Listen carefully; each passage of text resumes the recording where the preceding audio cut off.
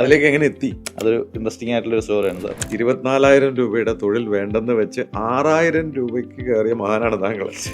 പക്ഷെ ആ സമയത്താണ് നിങ്ങളുടെ കൂടെ ജോലി ചെയ്യുന്നവർ നിങ്ങളെ വലിയൊരു പാതയിലേക്ക് നയിച്ചു വിടുന്നത്, വലിയൊരു സ്പാർക്ക് ഉണ്ടാകുന്നതല്ല. ചുരുക്കി പറഞ്ഞാൽ ആ തൊഴിലാളികൾ ചേർന്ന് മനുവിനെ മുതലാളിയാക്കി എന്ന് പറയുന്നതാണ് നല്ലത്. അപ്പോൾ അവർ നിങ്ങളിൽ എന്തോ ക്വാളിറ്റി കണ്ടിട്ടുണ്ട്.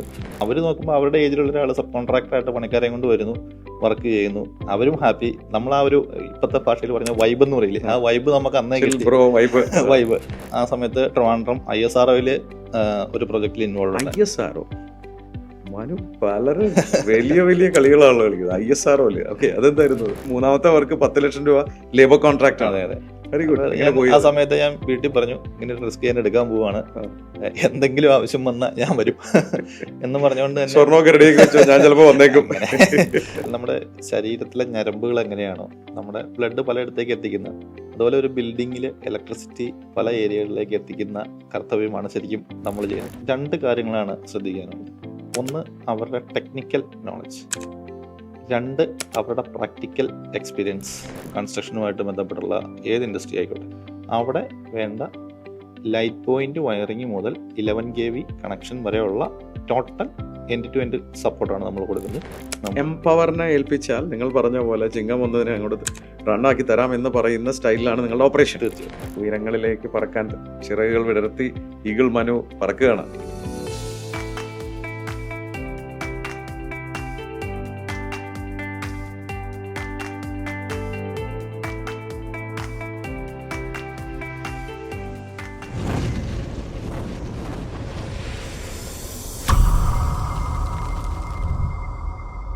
പഠനശേഷം ഒരു സംരംഭം തുടങ്ങുക പലർക്കും ഒരു മോഹമാണ്.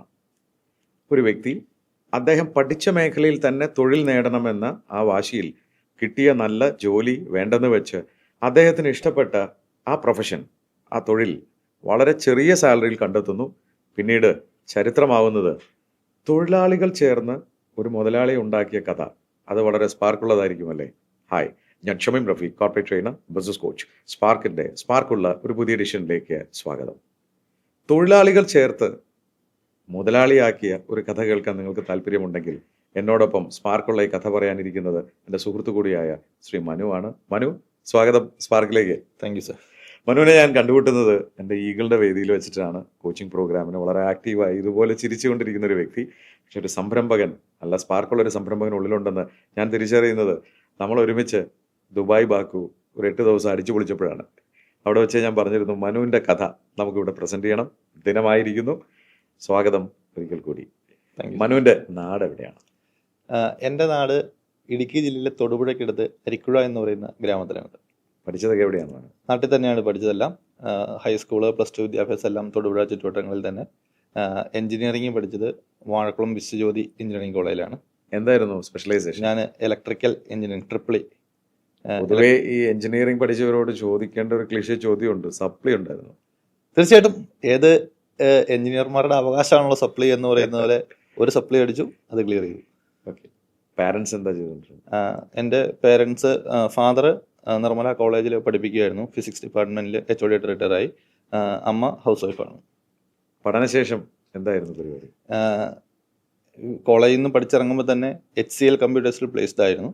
ക്യാമ്പസ് റിക്രൂട്ട്മെന്റ് വഴി HCL കമ്പ്യൂട്ടേഴ്സിൽ പ്ലേസ്ഡ് ആയിരുന്നു. പക്ഷേ നമ്മുടെ താല്പര്യം അതായിരുന്നില്ല. പഠിച്ചിറങ്ങുമ്പോൾ പ്ലേസ്ഡ് ആണോ എന്നെല്ലാവരുടെയും ഒരു ചോദ്യം ഉള്ളത് കൊണ്ട് പ്ലേസ്ഡ് ആക്കി എന്നുള്ളതാണ്. പഠിച്ച വിഷയത്തിലല്ല, അത് IT ഫീൽഡായിരുന്നു. IT-ലായിരുന്നു. അപ്പോൾ ഈ പറഞ്ഞ പോലെ നമുക്ക് നമ്മുടെ കോർ ഫീൽഡ് ഇലക്ട്രിക്കൽ ആണ് എന്ന് നമുക്കറിയാവുന്നത് കൊണ്ട് അതിലേക്ക് പോകാൻ നമുക്ക് ഒരു താല്പര്യം ഉണ്ടായിരുന്നു. സാലറി ഓഫർ ഉണ്ടായിരുന്നു? തീർച്ചയായിട്ടും 24,000 രൂപ സാലറി കാലത്ത് നല്ലൊരു. തീർച്ചയായിട്ടും. സ്വാഭാവികമായിട്ടും പഠിച്ച തൊഴിൽ കിട്ടിയില്ലെങ്കിൽ കിട്ടിയ തൊഴിൽ എന്ന് പോകുന്ന ഒരു സമൂഹമാണ് നമ്മുടെ. മനു വ്യത്യസ്തനായിരുന്നു. നമ്മുടെ ഈ പറഞ്ഞ പോലെ ഒരു കോർ ഫീൽഡ് നമുക്ക് ഇലക്ട്രിക്കൽ ആണ് എന്ന് നമുക്ക് നേരത്തെ അറിയാവുന്നത് കൊണ്ടും ഇലക്ട്രിക്കൽ മേഖലയിൽ എന്തെങ്കിലും ചെയ്യണമെന്ന് നേരത്തെ മുതലേ ഇപ്പോൾ എഞ്ചിനീയറിംഗിന് പഠിക്കുമ്പോൾ മുതലേ നമുക്കൊരു താല്പര്യം. ഞങ്ങളുടെ ഒരു ഗ്രൂപ്പ് ഉണ്ടായിരുന്നു, അവർക്ക് ഇലക്ട്രിക്കൽ മേഖല നമ്മൾ നേരത്തെ പ്രീ ഡിഫൈൻ ചെയ്ത് തന്നെയാണ്. എന്ത് ജോലി കിട്ടിയാലും ഇലക്ട്രിക്കൽ മേഖലയാണെങ്കിൽ നല്ലത്, ഇലക്ട്രിക്കൽ മേഖലയ്ക്കാണ് ഇമ്പോർട്ടൻസ് എന്നുള്ള ഒരു താല്പര്യത്തോടെ നമ്മളവിടെ പഠിച്ചു. ഈ ജോലി വേണ്ടെന്ന് വെച്ചോ? അത്ര എളുപ്പമായിരുന്നു? തീർച്ചയായിട്ടും പേരൻസ്, കോളേജിൽ അധ്യാപകൻ അങ്ങനെയുള്ളൊക്കെ ബാക്ക്ഗ്രൗണ്ട് വരുമ്പോൾ ഒരു നല്ല കമ്പനി HCL കമ്പ്യൂട്ടേഴ്സ് റെപ്യൂട്ടഡ് ആയിട്ടുള്ളൊരു ഫേമാണ്. അവിടെ ജോലിക്ക് കയറാനുള്ള ഒരു പഠിച്ചിറങ്ങി കോളേജിലെ പ്രൊസീജിയേഴ്സ് എല്ലാം കംപ്ലീറ്റ് ചെയ്ത് 16-ാം ദിവസം, ആകെ എനിക്കുള്ളൊരു ഗ്യാപ്പ് എന്ന് പറയുന്നത് 16 ദിവസമാണ്. 16 ദിവസത്തിനുള്ളിൽ ആ കമ്പനിയിൽ ജോയിൻ ചെയ്യാനുള്ള ഒരു ജോയിനിങ് ലെറ്റർ കയ്യിലുണ്ട്. ഇൻ ബിറ്റ്വീൻ നമുക്കൊരു വേറെ ഓപ്ഷൻ കണ്ടുപിടിക്കുക എന്ന് പറയുന്നത് ഹെക്ടിക് പ്രോസസ്സ് തന്നെയാണ്. കണ്ടുപിടിച്ചോ? തീർച്ചയായിട്ടും കണ്ടുപിടിക്കേണ്ടത് എൻ്റെ എറണാകുളം ബേസ്ഡ് ആയിട്ടുള്ളൊരു ഇലക്ട്രിക്കൽ കോൺട്രാക്ടിങ് ഫേമിൽ സൂപ്പർവൈസറായിട്ട് കയറുക. അതിലേക്ക് എങ്ങനെ എത്തി? അതൊരു ഇൻട്രസ്റ്റിംഗ് ആയിട്ടുള്ളൊരു സ്റ്റോറിയാണ് സാർ. ഇലക്ട്രിക്കൽ എഞ്ചിനീയറിംഗിൻ്റെ ഫൈനൽ ഇയർ പഠിക്കുന്ന സമയത്ത് കോളേജിലെ ഒരു സാറ് ഇങ്ങനെ വന്നിട്ട് പറഞ്ഞു, എറണാകുളത്തൊരു എക്സിബിഷൻ നടക്കുന്നുണ്ട്, നിങ്ങളൊക്കെ ഏതായാലും ഫീൽഡിലേക്ക് ഇറങ്ങാനുള്ളതല്ലേ, അതൊക്കെ ഒന്ന് പോയി കാണ്, എന്തെങ്കിലുമൊക്കെ ഐഡിയാസ് കിട്ടും എന്ന് പറഞ്ഞ് നമ്മളിങ്ങനെ പോകുന്ന സമയത്ത് ഈ പറഞ്ഞ പോലെ എറണാകുളത്തേക്ക് വരിക എന്ന് പറയുന്നത്, വാഴക്കുളത്ത് നിന്ന് എറണാകുളത്തേക്ക് വരിക എന്ന് പറയുന്നത് കമ്പനി കൂടി തന്നെ വന്നു. ഞങ്ങളൊരു ആദ്യം പറഞ്ഞ ഫ്രണ്ട്സ് എല്ലാം കൂടി തന്നെ എറണാകുളത്തേക്ക് വന്നു. എക്സിബിഷൻ കയറി നടന്ന് കണ്ടു. അപ്പോൾ അങ്ങനെ ഞാനിങ്ങനെ നടന്നു പോകുന്ന വഴിക്ക് അവിടെ എക്സിബിറ്റ് ചെയ്തിരിക്കുന്ന എല്ലാവരുടെയും ഒരു എക്സിബിറ്റേഴ്സ് ഡയറക്ടറി അവിടെ സെയിലിന് ഒരു പയ്യൻ നിന്ന് ഒരു മൂലയ്ക്ക് നിന്ന് കൊടുക്കുന്നുണ്ട്. ആരും അവനെ മൈൻഡൊന്നും ചെയ്യുന്നില്ല. അവനെല്ലാവരുടെയും നേരെ കൈ നീട്ടുന്നുണ്ട്. എല്ലാവരും വേണ്ടെന്നും പറഞ്ഞുകൊണ്ട് പോകുന്നുണ്ട്. അപ്പോൾ ഞാൻ പറഞ്ഞു, എനിക്ക് തീർച്ചയായിട്ടും ഭ്രാന്താണ്, 200 രൂപ 220 രൂപ എന്തോ കൊടുത്ത് ഞാൻ ആ ഡയറക്ടറി വാങ്ങിക്കുകയുണ്ടായി. ഈ ഒരു സിറ്റുവേഷൻ വന്നു കഴിഞ്ഞപ്പോൾ ഞാൻ ആ പഴയ ഡയറക്ടറി എടുത്തു. എല്ലാവരും അതിൻ്റെ അകത്തുള്ള എല്ലാവരെയും ഇങ്ങനെ വേക്കൻസി ഉണ്ടോ എന്ന് ചോദിച്ചുകൊണ്ട്, ഇലക്ട്രിക്കൽ ഫീൽഡിൽ വേക്കൻസി ഉണ്ടോ എന്ന് ചോദിച്ചുകൊണ്ട് എല്ലാവരെയും അതിൻ്റെ അകത്തുള്ള എത്ര നമ്പർ ഉണ്ടോ അതിലെല്ലാ കോൺടാക്ട്സിലും ഞാൻ കോൺടാക്ട് ചെയ്തു. ഒരാൾ നാളെ ഓഫീസിലേക്ക് വരാൻ പറഞ്ഞു.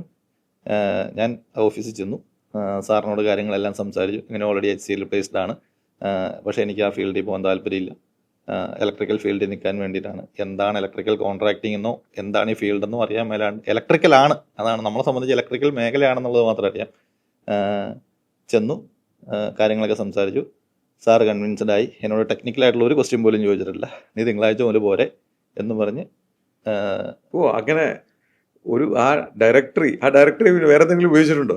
ഡയറക്ടറി ഞാൻ ഇതിനു മുമ്പ് ഒരു പ്രാവശ്യം കൂടെ, അതായത് കോളേജിൽ പഠിച്ചുകൊണ്ടിരിക്കുന്ന സമയത്ത് നമ്മൾ ടെക് ഫെസ്റ്റ് നടക്കുന്ന സമയത്ത് സ്റ്റാളുകൾ വേണം.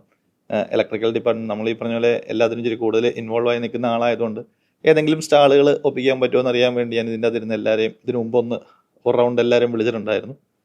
പക്ഷേ ആ സമയത്ത് എനിക്ക് അത് യൂസ്ഫുൾ ചെയ്യാൻ പറ്റിയില്ല. അതിൻ്റെ അന്നാരും ആ സമയത്ത് വില്ലിംഗ് ആയിട്ട് വന്നില്ല. തീർച്ചയായിട്ടും ഒരു എഞ്ചിനീയറിംഗ് കോളേജിൽ സ്റ്റാൾ ഇടാൻ വേണ്ടിയിട്ട് ഇവരാരും വരില്ല. പക്ഷെ അന്ന് നമ്മുടെ ഒരു താല്പര്യം കൊണ്ട് നമ്മളെ എല്ലാവരെയും അന്ന് അതിൻ്റെ അകത്തിരുന്ന് വിളിച്ചു എന്ന് മാത്രം. അങ്ങനെ ജോലി കിട്ടി. എത്ര ശമ്പളം? 6000 രൂപ ശമ്പളം. 6000 രൂപ? അപ്പൊ അവിടെ നിൽക്കട്ടെ, കാരണം മറ്റേ ഓഫർ 24,000 അല്ലേ? അതെ. വെറും 6000 രൂപയ്ക്ക് താങ്കൾ ആ ജോലി സ്വീകരിച്ചു? പറഞ്ഞ പോലെ വീട്ടിൽ കൺവിൻസ് ചെയ്യാൻ ഞാൻ, പിന്നെ എൻ്റെ ഫീൽഡ് ഇതാണെന്നുള്ളത് വീട്ടുകാരെ ഞാൻ കൺവിൻസ് ചെയ്യിച്ചു. ഒരു ജോലി ഞാൻ ഇതിനുള്ളിൽ തന്നെ ഈ പറഞ്ഞ ടൈം ഗ്യാപ്പിൽ തന്നെ വേറെ ജോലി കണ്ടുപിടിച്ചു. കയറാനായിട്ട് റെഡിയാണ്. പിന്നെ ഞാൻ സാലറി പ്രശ്നങ്ങളൊന്നും ഉണ്ടാക്കിയില്ല? ഇല്ല, തീർച്ചയായിട്ടും എന്നെ സപ്പോർട്ട് ചെയ്ത് തന്നെ. അങ്ങനെ ആദ്യത്തെ ജോലി 24,000 രൂപയുടെ തൊഴിൽ വേണ്ടെന്ന് വെച്ച് 6000 രൂപയ്ക്ക് കയറിയ മഹാനാണ് താങ്കൾ. ശരി, എവിടെയായിരുന്നു? എറണാകുളത്തായിരുന്നു. ആ തൊഴിൽ എങ്ങനെ പോയി? എന്തായിരുന്നു സംഭവിച്ചത്? തീർച്ചയായിട്ടും ഈ പറഞ്ഞ പോലെ നമ്മൾ ജോലിക്ക് കയറിയെങ്കിലും എന്താണ് ഈ ജോലിയെന്നോ ഇതിൻ്റെ നേച്ചർ എന്നാന്നോ എനിക്ക് ആദ്യം അറിവുണ്ടായിരുന്നില്ല. അപ്പോൾ ഈ പറഞ്ഞ പോലെ തീർച്ചയായിട്ടും അതൊരു ഇലക്ട്രിക്കൽ കോൺട്രാക്ടിങ് ഫേം ആയിരുന്നത് കൊണ്ട് സൈറ്റിലേക്കാണ് ആദ്യത്തെ ദിവസം ഓഫീസിൽ പോയി ജോയിൻ ചെയ്തു. സാറിൻ്റെ കൂടെ തന്നെ അന്ന് സൈറ്റിലേക്ക് പോയി. സാറ് പറഞ്ഞു, ഇതാണ് സൈറ്റ്, കാര്യങ്ങളെല്ലാം അവിടെ ഉണ്ടായിരുന്ന ആൾക്കാരെ നമ്മൾ ഇൻട്രൊഡ്യൂസ് ചെയ്തു ടെക്നീഷ്യന്മാരുമായിട്ട്. പിന്നെ നമ്മൾ അവരുടെ കൂടെ നിന്നു. കാര്യങ്ങളൊക്കെ തീർച്ചയായിട്ടും പഠിച്ച കാര്യങ്ങൾ അതിനേക്കാൾ ഉപരി സൈറ്റിൽ നിന്നുള്ള പ്രാക്ടിക്കൽ കാര്യങ്ങളാണ് നമ്മളവിടെ കൂടുതലായിട്ട് ഇൻവോൾവ് ആവാൻ നോക്കിയത്. അങ്ങനെ നമ്മൾ സൈറ്റിൽ ഫുൾ ടൈം ഇൻവോൾവ് ആയിട്ട് തുടരുകയാണ് ഉണ്ടായത്. എത്ര നാൾ ഇങ്ങനെ? ഞാൻ ആ കമ്പനിയിലാകെ 8 മാസമേ ജോലി ചെയ്തിട്ടുള്ളൂ. പക്ഷെ അവിടെ താങ്കൾ മികവ് തെളിയിച്ചിട്ടുണ്ട്. തീർച്ചയായിട്ടും. അപ്പോൾ അത് എന്താ കേസ് വെച്ചാൽ ആദ്യത്തെ സൈറ്റ് ഞാൻ ജോയിൻ ചെയ്ത ആദ്യത്തെ സൈറ്റ് കംപ്ലീറ്റ് ആയി. രണ്ടാമത്തെ സൈറ്റ് എനിക്ക് മൂവാറ്റുപുഴ, എൻ്റെ വീടിൻ്റെ അടുത്ത് തന്നെ. എറണാകുളത്തായിരുന്നപ്പോൾ എന്നോട് സ്റ്റേ ആയിരുന്നു. മൂവാറ്റുപുഴ ഒരു സൈറ്റ് ആയപ്പോഴത്തേക്ക് എനിക്ക് വീട്ടിൽ നിന്ന് പോയി വരാമെന്നൊരു കണ്ടീഷനായിരുന്നു. അപ്പോൾ ഞാൻ സൈറ്റിൽ ഫുൾ ടൈം ഇൻവോൾവ് ആണ്. അതായത് ഞാൻ സൂപ്പർവൈസർ ആണെന്നോ അങ്ങനെയുള്ള യാതൊരു ഇതും ഇല്ലാണ്ട് പണിക്കാരൻ്റെ ലെവലിലേക്ക് അങ്ങ് ഇറങ്ങി ചെന്ന് ഞാൻ അവിടെ വെച്ച് എനിക്ക് പണി പഠിക്കണം. ഈ ഫീൽഡിൽ ഏതായാലും നിൽക്കാൻ തീരുമാനിച്ചിരിക്കുന്നതുകൊണ്ട് വർക്ക് പഠിക്കണം എന്നുള്ളൊരു താല്പര്യം ഉണ്ടായിരുന്നതുകൊണ്ടും നമുക്ക് വർക്ക് ചെയ്യാൻ മടിയില്ലായിരുന്നതുകൊണ്ടും ഞാൻ അവരുടെ കൂടെ പണി പഠിച്ച് അവരുടെ കൂടെ അവരിലൊരാളായിട്ട് അവരുടെ കൂടെ നിന്ന് സപ്പോർട്ട് ചെയ്ത് കയറി വരുവാനുണ്ട്. അപ്പോൾ അങ്ങനെ നമ്മൾ ഇതിൻ്റെ കാര്യങ്ങളും വർക്കുകളും ഇതെങ്ങനെയാണ് ചെയ്യുന്നത്, ഇപ്പോൾ നമുക്ക് ഡിസൈൻ ചെയ്യാൻ അറിയാമെങ്കിലോ അല്ലെങ്കിൽ ഇതെങ്ങനെയാണ് ചെയ്യുന്നത് എന്നുള്ളൊരു പ്രാക്ടിക്കൽ നോളജ് നമുക്ക് ആ ഒരു സൈറ്റിൽ നിന്നാണ് ഉണ്ടാക്കിയെടുക്കാനായിട്ട് സാധിച്ചത്. ഒരു സൈറ്റിൽ താങ്കൾ ഒരു വലിയ കാര്യം ചെയ്തു. എന്തായിരുന്നു അത്? ഞാൻ ഈ മൂവാറ്റുപുഴത്തെ സൈറ്റ് ഞങ്ങളുടെ കമ്പനി സബ് കോൺട്രാക്ട് കൊടുത്തിരിക്കുകയാണ്. അതായത് ഞങ്ങളുടെ കമ്പനി വർക്ക് എടുത്ത് വേറൊരു ലേബർ കോൺട്രാക്ടിന് അവരുടെ ആൾക്കാരെ വെച്ചാണ് വർക്ക് ചെയ്യിച്ചുകൊണ്ടിരുന്നത്. അപ്പോൾ ആ സമയത്ത് അവിടെ നമ്മൾ ഇവരുടെ കൂടെ നിൽക്കുന്നതുകൊണ്ട് ഈ ടെക്നീഷ്യന്മാരെല്ലാം നമുക്ക് ഭയങ്കര സപ്പോർട്ടാണ്. സൈറ്റിൻ്റെ പ്രശ്നം എന്ന് വെച്ചാൽ അവിടെ വെള്ളം കിട്ടുന്ന ഒരു സ്ഥലമാണ്. അപ്പോൾ നമുക്ക് ഈ കണ്ടിന്യൂസ് മഴ പെയ്തുകൊണ്ടിരിക്കുന്ന സമയത്ത് അവിടെ നമുക്ക് ഈ എർത്ത് വിറ്റുകൾ സെറ്റ് ചെയ്യുക എന്ന് പറയുന്നത് കുറച്ച് ഹെക്റ്റിക് ആയിട്ടുള്ള പ്രോസസ്സാണ്. അപ്പോൾ മഴയില്ലാണ്ട് ഒരാഴ്ച കണ്ടിന്യൂസ് ആയിട്ട് വെയിലൊക്കെ കണ്ട് തെളിഞ്ഞ് നിൽക്കുന്ന സമയത്ത് നമ്മൾ ആ എർത്തിങ്ങിൻ്റെ വർക്കുകൾ പ്ലാൻ ചെയ്ത സമയത്ത് സബ് കോൺട്രാക്ടർ എൻഡ് ചെയ്ത് അതിന് വേണ്ടിയിട്ട് ബില്ലിങ് ആകുന്നില്ല. പുള്ളി അത് ഈ ആഴ്ച ചെയ്യേണ്ട, പിന്നെ ചെയ്യാമെന്ന് പറഞ്ഞിട്ടൊക്കെ നീട്ടി എക്സ്റ്റെൻഡ് ചെയ്തുകൊണ്ട് പോകണം. അപ്പോൾ ഞാൻ ഇവിടുത്തെ ടെക്നീഷ്യന്മാരോട് സംസാരിച്ചു. അപ്പോൾ അവരും പറയുന്നത് ഇപ്പോൾ തന്നെ ചെയ്യുകയാണ് കൺവീനിയൻറ്റ്, അവർക്കും ഈ പറഞ്ഞ പോലെ ചെളിക്കകത്തുനിന്ന് ഇറങ്ങി കണ്ട് സൗകര്യമായിട്ട് ചെയ്യാം. അപ്പോൾ ഞാൻ ഈ കേസ് എൻ്റെ സാറുമായിട്ട് സംസാരിച്ചു. സാറ് പറഞ്ഞു അങ്ങനെയാണെങ്കിൽ നീ കോൺഫിഡൻ്റ് ആണെങ്കിൽ നീ അവരെ കൊണ്ടങ്ങ് ചെയ്യിച്ചോളാൻ പറഞ്ഞു. അങ്ങനെ ഞാൻ തന്നെ JCB ഒക്കെ വിളിച്ച് ഇവരെ കൊണ്ട് എർത്ത് പ്ലേറ്റ് ഒക്കെ സെറ്റ് ചെയ്യിച്ച് ഈവൻ സബ് കോൺട്രാക്ടർ അറിയാണ്ട്, സബ് കോൺട്രാക്ടറോട് ഓൾറെഡി ഞാൻ പറഞ്ഞിട്ടുണ്ട്, പക്ഷേ അത് പുള്ളി ചെയ്യുന്നില്ല. അപ്പോൾ ഇന്ന് അവിടെ ഏതാണ് വർക്ക് നടന്നിരിക്കുന്നതെന്ന് പുള്ളി അറിയാണ്ട് ഞാൻ ഓൾറെഡി ഇതെല്ലാം സെറ്റ് ചെയ്ത് കംപ്ലീറ്റ് ചെയ്ത് സക്സസ്ഫുള്ളി ക്ലോസ് ചെയ്തു. അപ്പോൾ അത് ഈ പറഞ്ഞ പോലെ സബ് കോൺട്രാക്ടറിന് ഒരു ഷോക്കിംഗ് ആയി. പുള്ളി വിചാരിക്കുന്നിടത്ത് കാര്യം നടക്കില്ല, പുള്ളി ചെയ്തില്ലെങ്കിൽ നമ്മളത് കയറി ചെയ്യും എന്നുള്ളൊരു ഫീല് അവിടെ ഉണ്ടായി. സാറിനെ സംബന്ധിച്ചും അതൊരു നമുക്കൊരു പ്ലസ് ഉണ്ടാക്കാൻ വേണ്ടിയിട്ട് സാധിച്ചൊരു സിറ്റുവേഷൻ ആയിരുന്നു. അങ്ങനെ അവിടെ നിന്നൊക്കെയാണ് 8 മാസം അവിടെ ജോലി ചെയ്തു എന്ന് പറയുമ്പോൾ അവിടെ നിന്ന് ഇറങ്ങി എന്നതിന് അർത്ഥം കൂടിയുണ്ട് അല്ലേ? എന്തായിരുന്നു ആ സാഹചര്യം? തീർച്ചയായിട്ടും ഞാൻ നമ്മളിങ്ങനെ പ്രൊജക്റ്റുകളിൽ ഇൻവോൾവ് ആയി വന്ന സമയത്ത് ഞാൻ സാറിനോട് ഒരു ചെറിയ ഇൻക്രിമെൻറ്റ് ചോദിച്ചു. സാർ അത് ആ സമയത്ത് അത് നിരസിക്കുകയുണ്ടായി. സാറിന് അതിനുള്ള പുള്ളിയുടെ ബാക്ക്ഗ്രൗണ്ട് എന്താണെന്നുള്ളത് എനിക്കത്ര ഒരു ഇതല്ല. സാറ് നിരസിച്ചു. അപ്പോൾ ഞാൻ പറഞ്ഞു സാറേ എനിക്ക് അങ്ങനെയാണെങ്കിൽ ഞാനൊന്ന് ഇറങ്ങി എന്തെങ്കിലും ഒന്ന് പഠിക്കാൻ. ഇപ്പം കുറച്ച് നാൾ സൈറ്റുകൾ കണ്ടു. അത്യാവശ്യം ആ സമയം കൊണ്ട് ഞാൻ അത്യാവശ്യം വർക്കുകളെ കുറിച്ചുള്ളൊരു ഞാൻ നോളജ് ഉണ്ടാക്കിയെടുത്തു. അപ്പോൾ ഇനി കുറച്ച് ടെക്നിക്കലിൻ്റെ ഓട്ടോക്യാഡ് ഡ്രോയിങ് വരയ്ക്കുക അങ്ങനെയുള്ള കാര്യങ്ങളൊക്കെ എന്താണെന്നുള്ളതൊന്ന് പഠിക്കാം, ഓട്ടോക്യാഡിൻ്റെ ഒരു കോഴ്സ് ചെയ്യാം എന്നുള്ളൊരു കൺസെപ്റ്റ് ഞാൻ പയ്യെ അവിടെ നിന്ന് ഇറങ്ങിയാണ് ഉണ്ടായത്. പക്ഷെ ആ സമയത്താണ് നിങ്ങളുടെ കൂടെ ജോലി ചെയ്യുന്നവർ നിങ്ങളെ വലിയൊരു പാതയിലേക്ക് നയിച്ചു വിടുന്നത്, വലിയൊരു സ്പാർക്ക് ഉണ്ടാകുന്നത് അല്ലേ? ഞാൻ ഈ ഓട്ടോക്യാഡിൻ്റെ കോഴ്സ് ചെയ്തുകൊണ്ടിരുന്ന സമയത്ത് ഈ പറഞ്ഞ നേരത്തെ സബ് കോൺട്രാക്ടറിൻ്റെ കൂടെ ഉണ്ടായിരുന്ന പണിക്കാർ, അവർക്ക് ഞാൻ ആ സമയത്താണെങ്കിൽ ഇപ്പോൾ സബ് കോൺട്രാക്ടറാണ് ഇവർക്ക് വേജസ് കൊടുക്കേണ്ടതെങ്കിലും ചില സമയത്ത് സബ് കോൺട്രാക്ടർ എന്നോട് കൊടുക്കാൻ പറയും. അപ്പോൾ ചില ആഴ്ചകളിൽ എനിക്ക് പുള്ളി പേയ്മെൻറ്റ് ഇട്ട് തന്നിട്ട്, പുള്ളി സൈറ്റിലേക്ക് വരവ് വളരെ കുറവായിരുന്നു. അപ്പോൾ എനിക്ക് പുള്ളി പേയ്മെൻറ്റ് ഇട്ട് തന്നിട്ട് ഞാൻ എടുത്ത് ഫിസിക്കലി ഇവർക്ക് കൊടുക്കാറുണ്ട്. ചില ആഴ്ചകളിൽ പുള്ളി പറയും നീ ഒന്ന് കയ്യിൽ നിന്ന് മറക്കടേ, അടുത്ത ആഴ്ച എല്ലാം കൂടെ ഇട്ട് തരാം എന്നൊക്കെ പറഞ്ഞ് ആയിരുന്നു നമ്മൾ പ്രൊജക്റ്റുകൾ ഇൻവോൾവ് ആക്കി പോയിക്കൊണ്ടിരുന്നത്.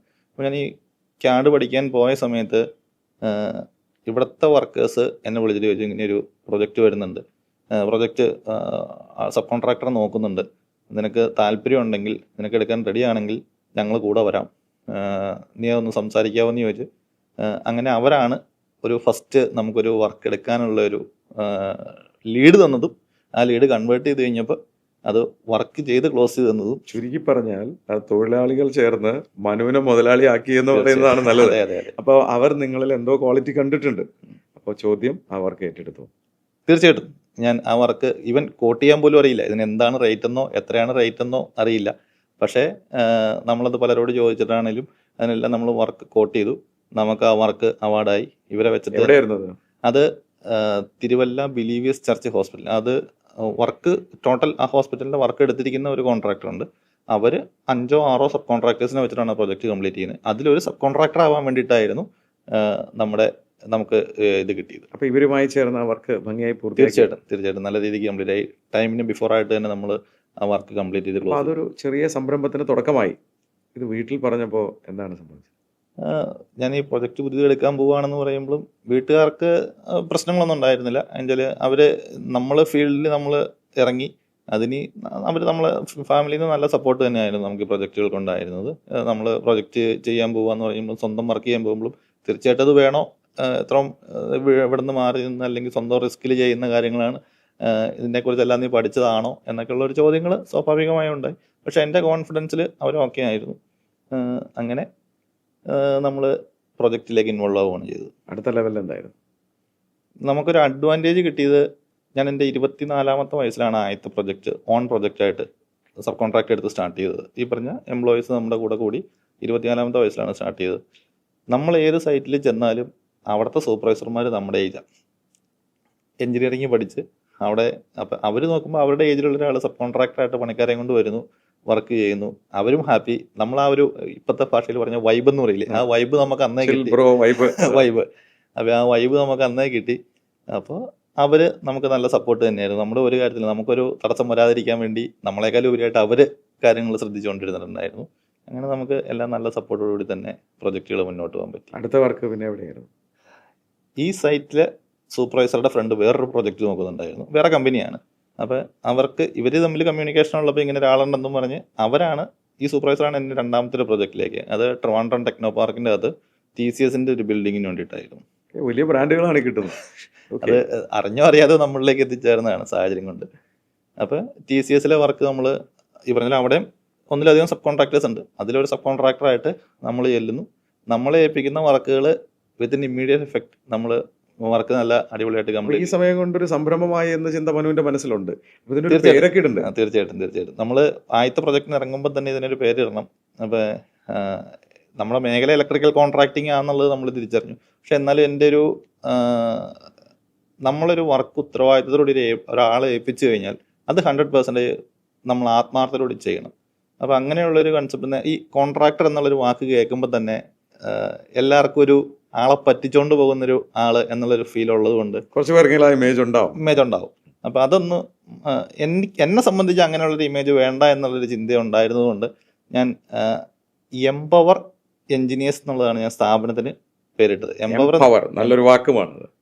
അപ്പോൾ അധികാരപ്പെടുത്തുക, അല്ലെങ്കിൽ നമ്മളത് ഏറ്റെടുത്ത് കഴിഞ്ഞാൽ പിന്നെ ക്ലയൻറ്റിന് അവിടെ ഒരു തലവേദന ഉണ്ടാവാത്ത രീതിയിൽ നമ്മളത് ചെയ്ത് തീർക്കുക. അതുപോലെ നമ്മളിത് വെച്ചപ്പോൾ designing and implementation of electrical system, electrical engineers and contractors എന്ന് എഴുതുന്നതിന് പകരം നമ്മുടെ ലെറ്റർ ഹെഡിലും എല്ലാത്തിനകത്തും നമ്മൾ designing and implementation of electrical system എന്നുള്ളൊരു വാക്കാണ് യൂസ് ചെയ്ത്. അങ്ങനെ രണ്ടാമത്തെ സ്ഥാപനം ഇപ്പോൾ ആദ്യം ഒരു ഓഫീസായിട്ടോ അല്ലെങ്കിൽ നമുക്ക് ഈ ലൈസൻസ് രജിസ്ട്രേഷൻ അങ്ങനെയുള്ള കാര്യങ്ങൾക്കും സർവീസ് ടാക്സ് എടുക്കണം, അങ്ങനെയുള്ള കാര്യങ്ങൾക്കെല്ലാം ഒരു അഡ്രസ്സ് വേണമെന്നുള്ളത് കൊണ്ടും ഏതായാലും ഇതൊരു നമ്മൾ ഈ ഫീൽഡുമായിട്ട് പോകുന്നു. എന്നാൽ പിന്നെ ഒരു ഓഫീസിനും ഓഫീസ് സ്പേസും തൊടുപുഴ ടൗണിൽ തന്നെ ഒരു റൂം റെന്റിനെടുത്ത് അതിനുള്ള ആദ്യത്തെ മൂലധനം ഡെഫിനറ്റ്ലി ഫാമിലി ഫാദറിൻ്റെ കയ്യിൽ നിന്ന് പൈസ വാങ്ങിച്ചതൊക്കെ തന്നെയാണ് കിട്ടി. ഞാൻ ആദ്യമായിട്ട് വർക്കിന് ഇറങ്ങുമ്പോൾ നമുക്ക് ഒരു 15,000 ഞാൻ ഫാദറിൻ്റെ കയ്യിൽ നിന്ന് പൈസ ആയിട്ട് വാങ്ങിച്ചത്. അത് നമുക്ക് ഈ പറഞ്ഞ നമുക്ക് വർക്കിന് ഇറങ്ങുമ്പോൾ മെഷീൻസ് വേണം, ടൂൾസ് വേണം, അങ്ങനെയുള്ള കാര്യങ്ങളെല്ലാം വാങ്ങിക്കാൻ വേണ്ടിയിട്ട് ഉള്ളൊരു ഫണ്ട് ഫാദറിൻ്റെ കയ്യിൽ നിന്ന് വാങ്ങിച്ചുകൊണ്ടാണ് നമ്മൾ. അങ്ങനെ 10,000 രൂപ കുറച്ച് ടൂൾസുമായിട്ടാണ്. അന്ന് എത്ര പേര് കൂടെ ഉണ്ട്? അന്ന് 3 പേര്. രണ്ടാമത്തെ വർക്ക് എത്തിയപ്പോഴത്തേക്കും 3 എന്നുള്ളത് അവരുടെയൊക്കെ കണക്ഷനിൽ ഈ നാട്ടിൽ പഠിത്തം കഴിഞ്ഞിട്ട് നിൽക്കുന്ന 1-2 പേരൊക്കെ ഹെൽപ്പർമാരൊക്കെ ആയിട്ട് വന്നു. അങ്ങനെ രണ്ടാമത്തെ വർക്കിലേക്ക് ചെല്ലുമ്പോൾ 5 പേര് 6 പേരൊക്കെയാണ് നമുക്ക്. അപ്പോൾ TCSന്റെ വർക്ക് കഴിഞ്ഞിട്ട് എന്താ ചെയ്തത്? TCSന്റെ വർക്ക് ചെയ്തുകൊണ്ടിരിക്കുമ്പോൾ തീർച്ചയായിട്ടും അവിടുത്തെ സൂപ്പർവൈസറാണ് അടുത്ത പ്രോജക്റ്റിലേക്ക് നമുക്ക് ലീഡ് തരുന്നത്. ആ ആളുടെ ഫ്രണ്ട് ആ സമയത്ത് ട്രിവാൻഡ്രം ISROയിൽ ഒരു പ്രൊജക്റ്റിൽ ഇൻവോൾവ് ആണ്. ISRO മനു വളരെ വലിയ കളികളാണല്ലോ കളിക്കുന്നത് ISROയില്. ഓക്കെ, അതെന്തായിരുന്നു? അത് ISRO ഒരു കമ്പനി വർക്ക് എടുത്തിട്ടുണ്ട്. അവർക്ക് വേണ്ടിയിട്ട് വർക്ക് ചെയ്യാൻ അവിടെ ആളില്ല. അപ്പോൾ അവരിങ്ങനെ ട്രിവാൻഡ്രം ഏരിയയിലെ ഒരു ടീമിന് തപ്പി കിടക്കുമ്പോഴാണ് നമ്മൾ TCSലുള്ളത്. അപ്പോൾ ഇവർ തമ്മിൽ കമ്മ്യൂണിക്കേറ്റ് ചെയ്തിട്ട് ഞാൻ ആ പ്രൊജക്റ്റ് ഒന്ന് പോയി നോക്കി കോട്ട് ചെയ്യാൻ തീരുമാനിച്ചു. ഏതായാലും ISROയില്ലേ, നമുക്ക് ഇങ്ങനെയൊക്കെയല്ലേ ISROയ്ക്കകത്ത് കയറാൻ പറ്റുള്ളൂ. നമ്മൾ ചെന്നിട്ട് ISROയിൽ കയറണം എന്ന് പറഞ്ഞാൽ അവർ നമ്മളെ കയറ്റുമോ? അപ്പോൾ ഞാൻ ISROയുടെ പ്രൊജക്റ്റ് ധൈര്യപൂർവ്വം ഏറ്റെടുത്തു. അതൊരു വലിയ പ്രൊജക്റ്റ് തന്നെയായിരുന്നു. എത്രയായിരുന്നു അതിന്റെ ലേബർ എമൗണ്ട് മാത്രം 10 ലക്ഷം രൂപ. ലേബറാണ് നമ്മൾ എടുത്തത്? ലേബറാണ്. 10 ലക്ഷം രൂപയുടെ 15,000 രൂപ മൂലധനമായിട്ട് തുടങ്ങിയ മനുവിന്റെ മൂന്നാമത്തെ വർക്ക് 10 ലക്ഷം രൂപ ലേബർ കോൺട്രാക്ട് ആണ്. അതെ. ആ സമയത്ത് ഞാൻ വീട്ടിൽ പറഞ്ഞു, ഇങ്ങനെ റിസ്ക് ഞാൻ എടുക്കാൻ പോവാണ്, എന്തെങ്കിലും ആവശ്യം വന്നാൽ ഞാൻ വരും എന്ന് പറഞ്ഞുകൊണ്ട് സ്വർണ്ണമൊക്കെ റെഡിയാക്കി വെച്ചോ, ഞാൻ ചിലപ്പോ വന്നേക്കും. അങ്ങനെയൊന്നും പ്രത്യക്ഷത്തിൽ പറഞ്ഞില്ല. ശരി, എന്നിട്ട് രണ്ടും കൽപ്പിച്ച് വർക്കിന് ഇറങ്ങി. ഞാൻ ആ സമയത്തേക്ക് ഇപ്പം ഇത്ര വലിയ പ്രൊജക്റ്റ് ആകുമ്പോഴത്തേക്കും നമ്മൾ 5 പേരെന്നുള്ളതൊക്കെ ചെന്ന് ഇൻവോൾവ് ആവും. നമുക്ക് കുറച്ച് കൂടുതൽ മാൻ പവർ വേണമെന്നുള്ളതിൽ നമ്മൾ എക്സ്ട്രാ കുറച്ച് മാൻ പവറിനെ കൂടെ അറേഞ്ച് ചെയ്തിട്ട് ട്രിവാൻഡ്രം ചെന്നു. ഈ പറഞ്ഞാൽ അവിടെ താമസിക്കാനുള്ള സൗകര്യവും കാര്യങ്ങളെല്ലാം റെഡിയാക്കി വന്നു. ആദ്യത്തെ ദിവസം സൈറ്റിൽ കയറി. നമ്മുടെ വിചാരം അവിടെ എല്ലാം റെഡിയാണ്, നമ്മൾ ഈ പണിക്കാരെ കൂട്ടി നമ്മൾ ഇതുവരെ ചെയ്ത നേരത്തെല്ലാം അങ്ങനെയായിരുന്നു. നമ്മൾ എത്ര പണിക്കാരുണ്ടെങ്കിലും എത്ര പണിക്കാരെ കൊണ്ട് ചെന്ന് പണിയാം, ധൈര്യമായിട്ട് തീർത്ത് പോരാം, എത്രയും വേഗം തീർത്ത് പോരുന്നു. 10 ലക്ഷം രൂപ വാങ്ങിച്ചെടുത്തിട്ട് പോരാ, ആ കൺസെപ്റ്റിലാണ് ചെന്നപ്പോൾ. അവിടെ ചെന്ന് കഴിഞ്ഞപ്പോൾ ഞാൻ പണിക്കാരെ കൊണ്ട് ചെല്ലുമ്പോൾ അവിടെ പണിയാൻ സാധനങ്ങളില്ല, മെറ്റീരിയൽസ് ഇല്ല, അതല്ലെങ്കിൽ അവിടെ ക്ലിയറൻസ് ഇല്ല. ആകെ പ്രശ്നമായി. നമ്മൾ ഈ പണിക്കാരെ കൊണ്ട് അവിടെ വന്നിട്ട് താമസിക്കുക. എത്ര പേരുണ്ട് കൂടെ? ആ സമയത്ത് 7 പേരുണ്ട്. 7 പേരുണ്ട്. 7 പ്ലസ് മനു 8 പേരുണ്ട്. പണിയില്ല. പണിയില്ല. എന്നിട്ട് അപ്പോൾ എനിക്ക് മനസ്സിലായത് ഇങ്ങനെ പോയി കഴിഞ്ഞാൽ ഇപ്പോൾ ഇവർക്ക് മെറ്റീരിയൽ ഇന്ന് വരും നാളെ വരും എന്നും പറഞ്ഞുകൊണ്ട് 2-3 ദിവസം തള്ളി മാറുന്നതല്ലാണ്ട് ഇവരുടെ മെറ്റീരിയലും വരുന്നില്ല, നമുക്ക് വർക്ക് നടക്കുന്നില്ല, നമ്മൾ ഈ പണിക്കാരെ കൊണ്ട് അവിടെ ചെന്നിരിക്കുകയാണ്. അപ്പോൾ ട്രിവാൻഡ്രത്ത് തന്നെ വേറെ ഏതെങ്കിലും പ്രൊജക്റ്റ് ഇൻവോൾവ് ആവാൻ പറ്റുമോ എന്ന് നോക്കിക്കഴിഞ്ഞപ്പോൾ നമുക്ക് ഉള്ള കോണ്ടാക്ട്സ്, നമുക്കന്ന് ഈ പറഞ്ഞ പോലെ വലിയ കോണ്ടാക്ട്സ് ഒന്നുമില്ല, പക്ഷെ ഉള്ളത് ഞാൻ യൂട്ടിലൈസ് ചെയ്തു. ആ സമയത്ത് ട്രിവാൻഡ്രത്തൊരു നമ്മുടെ കോവളം താജ് ഹോട്ടലിൽ ഒരു ജനറേറ്റർ വെക്കാൻ വേണ്ടിയിട്ട് അവിടെ ഒരു ടീമിനെ തപ്പിയാണ്. താജ് ഹോട്ടലല്ല, ജനറേറ്ററിൻ്റെ ഓർഡർ എടുത്തിരിക്കുന്നവർക്ക് ടേൺകി ആയിട്ടാണ്. അപ്പോൾ ജനറേറ്റർ സപ്ലൈ ചെയ്ത് അതിൻ്റെ പ്രൊജക്റ്റ് ഇലക്ട്രിഫിക്കേഷനും എർത്തിങ്ങും കാര്യങ്ങളെല്ലാം കംപ്ലീറ്റ് ചെയ്ത് ഹാൻഡ് ഓവർ ചെയ്യണം. അതാണ് അവരുടെ കോൺട്രാക്ട്. അപ്പോൾ അവർ അതിന് വേണ്ടിയിട്ട് ട്രിവാൻഡ്രത്ത് ഒരാളെ തപ്പുമായിരുന്നു. എനിക്കൊരു കണക്ഷനിൽ അത് കണക്റ്റായി കിട്ടി. ഞാൻ ആദ്യമായിട്ടൊരു ജനറേറ്റർ വയ്ക്കാൻ പോകുന്നതാണ്, അതും കോവളം താജ് വിവാന്തയിൽ തന്നെ. ജനറേറ്റർ കാണാത്ത ആളാണ്. ജനറേറ്റർ ജനറേറ്റർ എന്ന് പറഞ്ഞൊരു സാധനം നിങ്ങളുടെ വിഭാഗമല്ല ആ സമയത്ത്. അത് വെച്ച് ഇൻസ്റ്റാൾ ചെയ്ത് പരിചയമില്ല. തീർത്തോ? തീർച്ചയായിട്ടും നമ്മൾ അതിനെ കുറിച്ച് എന്ന് ഏറ്റെടുത്താലും നമ്മൾ തീർക്കും. അപ്പോൾ ആ ഒരു പ്രൊജക്റ്റാണ് ആക്ച്വലി നമുക്ക് ഞാനിവിടെ രാജേഷ് എന്ന് പറയുന്ന ആ ഒരു ഇപ്പോഴും ഞങ്ങൾ നല്ല കമ്പനിയാണ്. ഞങ്ങൾ ഓരോ പ്രൊജക്റ്റുകൾ ഇപ്പോഴും ഒരുമിച്ച് ചെയ്ത് കംപ്ലീറ്റ് ചെയ്യാറുണ്ട്. രാജേഷ് ചേട്ടൻ്റെ കണക്ഷനിൽ ആ ഒരു പ്രൊജക്റ്റ് ചെയ്തു. ചില ബന്ധങ്ങൾ നമ്മളെ വേറെ ലെവലിൽ എത്തിക്കും എന്ന് പറയുന്ന പോലെ നല്ലൊരു സുഹൃത്തിനെയും കൂടി കിട്ടുക. തീർച്ചയായിട്ടും. അപ്പോൾ ISRO പിന്നെ എന്താ ചെയ്തത്? അപ്പോൾ ISRO നമ്മൾ ആ സമയത്ത് നമ്മൾ അങ്ങോട്ട് മാറിയില്ലായിരുന്നെങ്കിൽ വീണ്ടും പണിക്കാരെ കൊണ്ട് ഇവിടെ ഇരിക്കേണ്ടി വന്നേനെ. ഈ സെയിം റൂമിൽ നിന്ന് നമുക്ക് ഓപ്പറേറ്റ് ചെയ്ത് ട്രാവലിംഗ് ഉണ്ടെങ്കിലും ഈ സെയിം റൂമിൽ നിന്ന് അവിടെ പോയി വേറെ റൂം എടുക്കാനുള്ള എക്സ്പെൻസുകളൊന്നും നമുക്കില്ല. ബസ്സേ കയറും, രാവിലെ കോവളം ചെല്ലും, വർക്ക് ചെയ്യും, വൈകിട്ടുള്ള വണ്ടികൾക്ക് നമ്മൾ തിരിച്ചു പോരും. അങ്ങനെ തന്നെ ഈ പ്രൊജക്റ്റുകൾ ഓപ്പറേറ്റ് ചെയ്തുകൊണ്ടിരുന്നത്. ഇത് കഴിഞ്ഞതിന് ശേഷം ISROയും തീർത്തോ നിങ്ങൾ? തീർച്ചയായിട്ടും. കോവളം ഒരു 2 വീക്സിന്റെ വർക്കേ ഉണ്ടായിരുന്നു. അപ്പോൾ ആ 2 വീക്സും കൊണ്ട് ഇവിടുത്തെ മെറ്റീരിയൽ റെഡിയായി. അപ്പോൾ നമുക്ക് ആ ഗ്യാപ്പ് ഫില്ല് ചെയ്യാനായിട്ട് നമുക്ക് അവിടുത്തെ പ്രശ്നം. മനു എന്ന ചെറിയ സംരംഭകൻ വലുതാവുകയായിരുന്നു, 10 ലക്ഷം രൂപയുടെ അക്കൗണ്ട്. പക്ഷേ ഈ ഇലക്ട്രിക്കൽ കോൺട്രാക്ടിങ്ങിലോട്ട് ഇറങ്ങുമ്പോൾ ഇതിന്റെ ലൈസൻസിങ് ഒക്കെ ആവശ്യമില്ലേ? അത് ഈ പറഞ്ഞ പോലെ ട്രിവാൻഡ്രം എന്നെ വീണ്ടും സപ്പോർട്ട് ചെയ്തൊരു കേസ് അതാണ്. ഈ ട്രിവാൻഡ്രത്ത് ഏതായാലും എഞ്ചിനീയറിംഗ് ബാക്ക്ഗ്രൗണ്ട് എനിക്ക് ഉള്ളത് കൊണ്ട് ഇതിൻ്റെ ഹയസ്റ്റ് ലൈസൻസുകൾ നമുക്ക് എടുക്കാം എന്നുള്ളൊരു കാഴ്ചപ്പാട് നമുക്കുണ്ടായിരുന്നു. നമ്മൾ അതിനെക്കുറിച്ച് ഒന്ന് സ്റ്റഡി ചെയ്ത് കഴിഞ്ഞപ്പോൾ ട്രിവാൻഡ്രം ഏരിയയിൽ ഇതിൻ്റെ ക്ലാസ്സുകൾ നടക്കുന്നുണ്ട്. ഇപ്പോൾ ഇതിൻ്റെ സൂപ്പർവൈസർ ലൈസൻസ്, നമുക്ക് സൂപ്പർവൈസർ ലൈസൻസും കോൺട്രാക്ടർ ലൈസൻസും ആണുള്ളത്. അപ്പോൾ ഇലക്ട്രിക്കൽ ഇൻസ്പെക്ടറേറ്റിൽ നിന്ന് റിട്ടയർഡ് ഹാൻഡ്സ് അവിടെ ട്രെയിനിങ് പ്രോഗ്രാമുകൾ കണ്ടക്ട് ചെയ്യുന്നുണ്ട്. അപ്പോൾ അതിലൊന്ന് അറ്റൻഡ് ചെയ്യുവാണെങ്കിൽ കുറച്ചുകൂടെ ഈസി ആയിട്ട് നമുക്ക് ഇത് ഗ്രാബ് ചെയ്യാന്നുള്ളൊരു ഇതുണ്ടായിരുന്നുകൊണ്ട് ട്രിവാൻഡ്രത്താണ്. അപ്പോൾ ഞാൻ നോക്കി കഴിഞ്ഞപ്പോൾ എന്തുകൊണ്ട് ഇപ്പോൾ എനിക്ക് ചെയ്യാം, സിറ്റുവേഷൻ കറക്റ്റാണ്. അപ്പോൾ രാവിലെ ഇവരെ വർക്കിന് കൊണ്ടുപോയി അവിടെ സൈറ്റിൽ ഏൽപ്പിച്ച് എല്ലാം റെഡിയാക്കിയിട്ട് നമ്മൾ തിരിച്ചു വന്ന് ക്ലാസ്സിന് ഇരിക്കും. അപ്പോൾ ക്ലാസ്സുകൾ അറ്റൻഡ് ചെയ്ത് തീർച്ചയായിട്ടും ആ ഒരു എക്സാം നമുക്ക് പാസ്സായി എടുക്കാൻ പറ്റി. അങ്ങനെ 2016 നമ്മൾ A ക്ലാസ് സൂപ്പർവൈസർ ലൈസൻസ് എടുക്കുകയാണ്. Very good. അപ്പോൾ A ക്ലാസ് സൂപ്പർവൈസർ ലൈസൻസ് ആണ്. അപ്പോഴും അതൊരു കോൺട്രാക്ടിങ് ലൈസൻസ് അല്ല, ആയിട്ടില്ല. പിന്നീട് അടുത്ത വർക്കുകൾ എങ്ങനെയായിരുന്നു? ആ പ്രൊജക്റ്റ് കംപ്ലീറ്റ് ചെയ്തു. കോവളത്തെ പ്രൊജക്റ്റ് കംപ്ലീറ്റ് ആയി കഴിഞ്ഞിട്ട് നമ്മൾ തിരിച്ച് ISROയിൽ നമുക്ക് അന്നേരത്തേക്ക് മെറ്റീരിയൽ റെഡി ആയതുകൊണ്ട് നമ്മൾ തിരിച്ചു അത് സക്സസ്ഫുള്ളി കംപ്ലീറ്റ് ആയി. അത് ശരിക്കും നമുക്കൊരു ഇൻസൈറ്റ്സ് ആയിരുന്നു. നമ്മൾ അതുവരെ കണ്ട ഒരു കാഴ്ചപ്പാടല്ല ISROയിൽ വർക്ക് ചെയ്യുമ്പോൾ. അവിടെ നമ്മുടെ വർക്കിൻ്റെ ക്വാളിറ്റി, വർക്കിൻ്റെ എങ്ങനെ ചെയ്യണം, ഈവൻ കേബിൾ ലേ ചെയ്യുന്നതും സ്വിച്ച് ബോക്സ് പിടിപ്പിക്കുന്നതും DB പിടിപ്പിക്കുന്നതും അവിടുത്തെ എഞ്ചിനീയേഴ്സ് എല്ലാം വന്നിട്ട് ഇതിൻ്റെ ചെക്കിങ്. അപ്പോൾ ഞാൻ ഇപ്പോഴും സൈറ്റിൽ യൂസ് ചെയ്തുകൊണ്ടിരിക്കുന്ന മെക്കാനിക്സാണ്. അവരിൽ നിന്ന് പഠിച്ച കേസാണ്. ഒരു ബോക്സ് വെച്ച് കഴിഞ്ഞാൽ അതിൻ്റെ അത് കറക്റ്റ് ചാന്ത് ഇറങ്ങിയിട്ടുണ്ടോ, അല്ലെങ്കിൽ DB വെച്ച് കഴിഞ്ഞാൽ അതിൻ്റെ ഉള്ളിൽ പൊള്ളയാണോ, അവരെല്ലാം വന്ന് മുട്ടി നോക്കും. അങ്ങനെയുള്ള പല ടെക്നിക്സ് അവർ പ്രാക്ടീസ് ചെയ്യുന്നുണ്ട്. അതെല്ലാം നമ്മളിത് ചെയ്തത് ഓക്കെ ആണോ എന്ന് അറിയാൻ വേണ്ടി അവർ വന്ന് ചെക്ക് ചെയ്യുന്നതാണ്. നമ്മൾ പഠിക്കുക. ഇപ്പം നമ്മൾ ആ സെയിം ടെക്നിക്കാണ് ഇപ്പോൾ നമ്മുടെ സൈറ്റുകളിൽ പിള്ളേർ വെച്ച് കഴിയുമ്പം ചെക്ക് ചെയ്യാൻ പോകുന്നത്. അപ്പോൾ അവിടെ നിന്ന് കുറേ ഇൻസൈറ്റ്സ് നമുക്ക് ഉണ്ടായിട്ടുണ്ടായിരുന്നു. അതെല്ലാം നമ്മുടെ ഒരു പ്രൊഫഷണൽ ലൈനിൽ നമ്മളൊന്ന് ഗ്രൂ ചെയ്യാൻ വേണ്ടിയിട്ട് റെഡിയാക്കി എടുത്തത്. പിന്നീട് ഏതൊക്കെ വർക്കുകളാണ് എടുത്തത്?